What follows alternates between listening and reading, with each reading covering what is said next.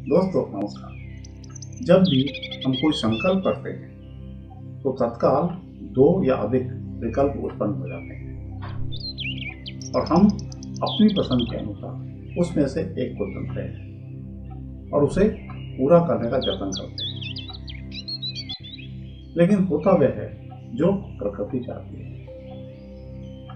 वह कभी हमारे मन के अनुकूल तो कभी प्रतिकूल। अनुकूल होता है तो हम प्रसन्न हो जाते हैं और जब प्रतिकूल होता है तो दुखी हो जाते हैं। विचारणीय है कि जब होना वह है जो प्रकृति चाहती है तो क्यों अपने विकल्प के लिए ऊर्जा व्यय करें।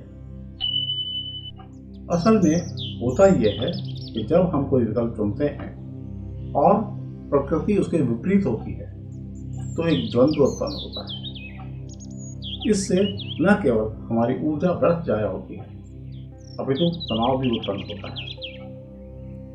अतः जैसे ही हमें यह प्रतीत हो कि प्रकृति हमारे विकल्प के अनुकूल नहीं है या प्रकृति सहयोग नहीं कर रही तो तुरंत समर्पण कर देना चाहिए। वही श्रेष्ठ है। प्रकृति पर ही छोड़ देना चाहिए कि वह चाहे जो करे। इसी को कहते हैं जाहि विधि राखे राम ताहि विधि रही। और जैसे ही हम राम पर छोड़ते हैं द्वंद्व खत्म हो जाता है। वैसे भी प्रकृति वह करती है जो हमारे लिए उपयुक्त है, उचित है, चाहे बुरा या भला। उसके प्रति स्वीकार भाव होना चाहिए।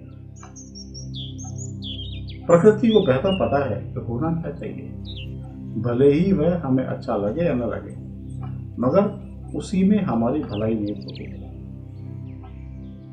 इसे यूं भी समझ सकते हैं जैसे हमने कोई काम आरंभ किया और उसमें बाधा आ गई तो समझ जाना चाहिए कि प्रकृति सहयोग नहीं कर रही, तो दूसरा विकल्प चुनकर प्रकृति पर छोड़ देना चाहिए।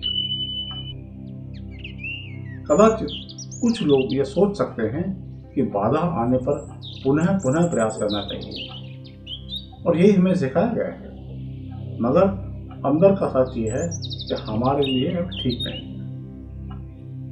कदाचित पुनः पुनः प्रयास करने से सफलता हो भी गई तो आप पाएंगे कि वह हमारे लिए उपयुक्त नहीं था।